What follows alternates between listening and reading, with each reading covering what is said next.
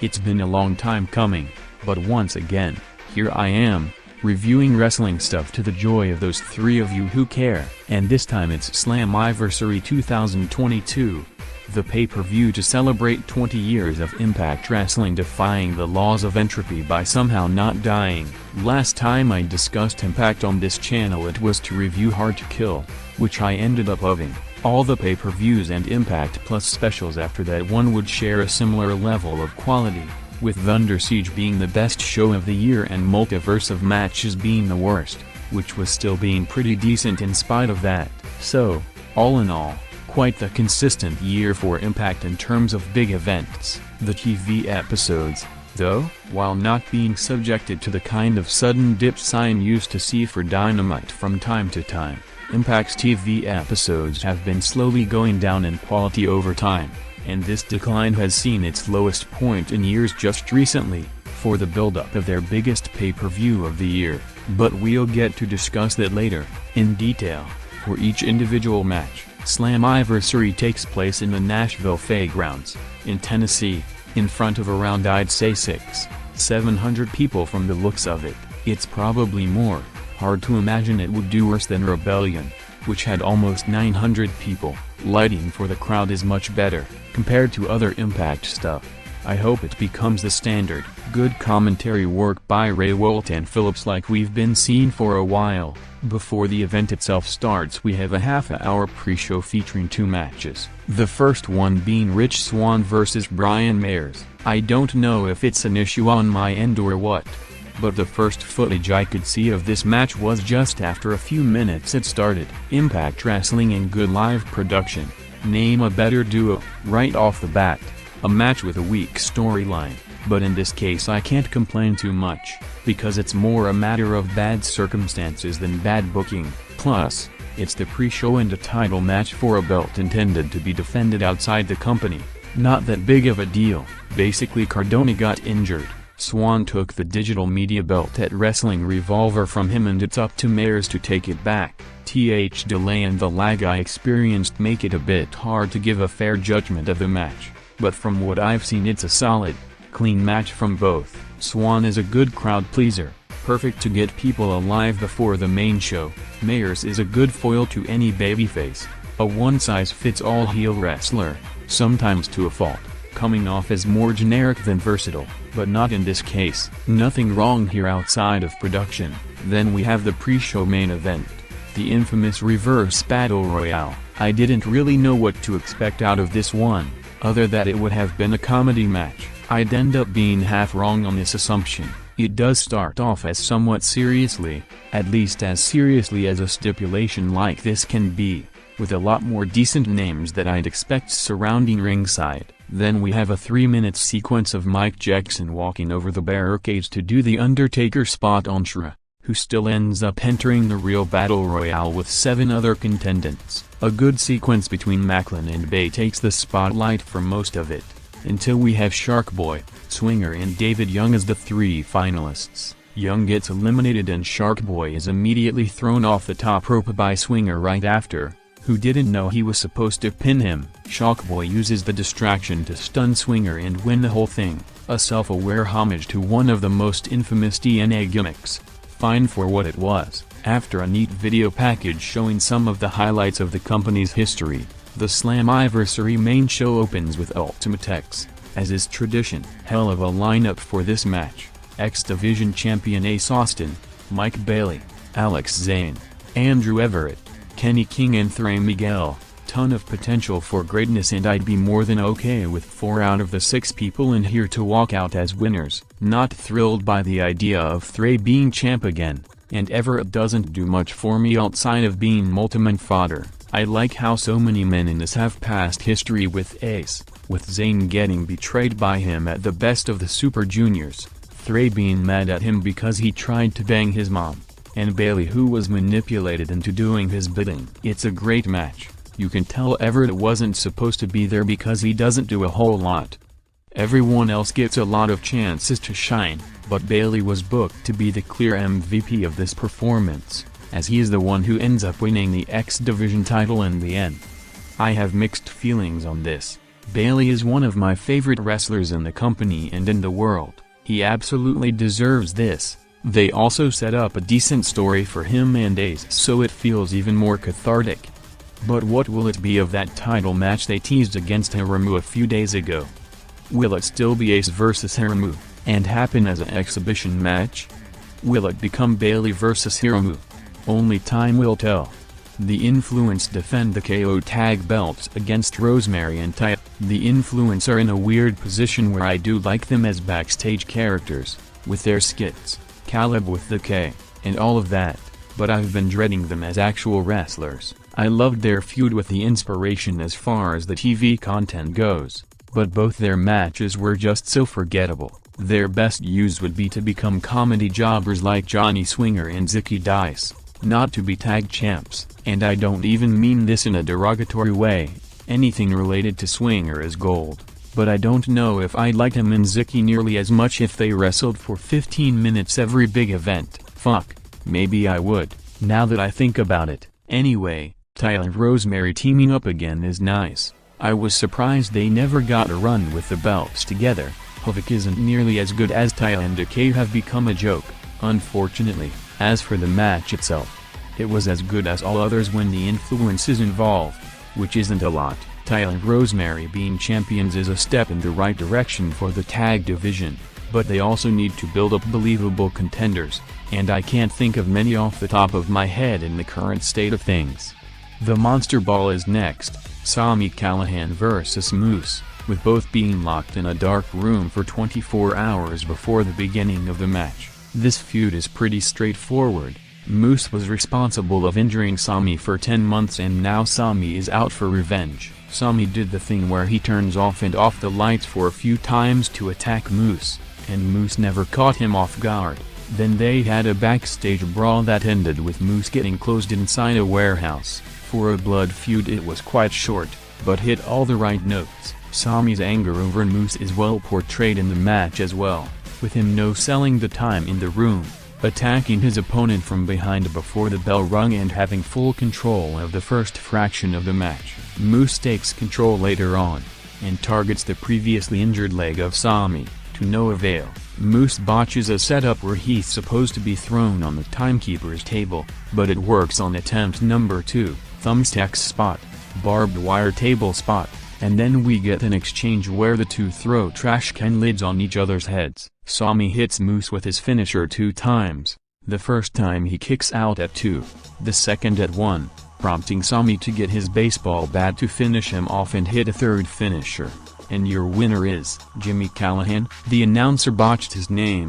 A very good match apart from that in the timekeeper's botch. And then we get the Briscoes versus the Good Brothers for the tag team titles. I was disappointed when this match was announced at first, and as I'm writing this I doubt it's gonna be a 5 stars classic, but, to give credit where credit is due, the feud leading to it was a lot better than I expected. I enjoyed the brawl at the farm and the Briscoes vs Jay White and Bay match with the Good Brothers doing commentary.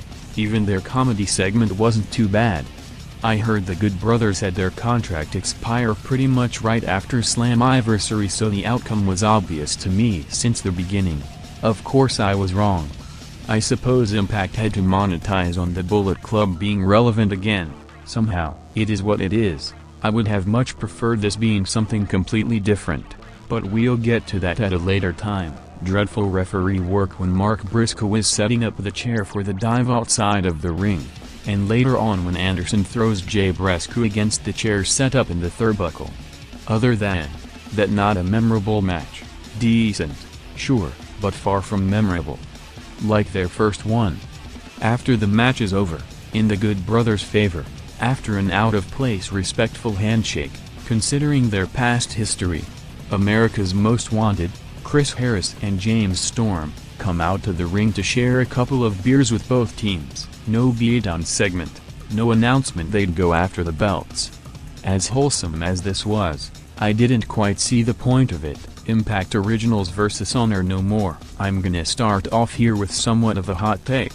Honor No More are fantastic, whether it's a multi-men tag, a regular tag match or a singles match. They've been some of the most consistent wrestlers in the company since they showed up, and I don't think enough people are giving them credit for that. Maybe it's the Ring of Honor stigma attached to these guys, I don't know.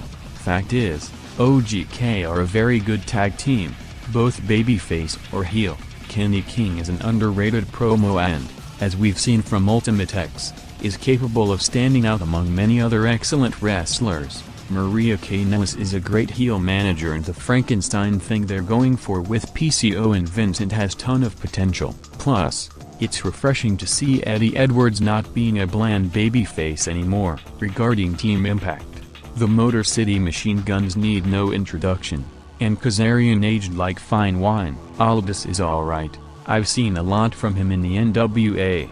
Frankly, my first impression is that he looks a bit out of place among all these more athletic wrestlers. Then we have the surprise entrant, announced by fucking Dixie Carter of all people, is Davey Richards, who could count as a TNA original if you squint your eyes hard enough, has a history with Eddie Edwards and is a good wrestler.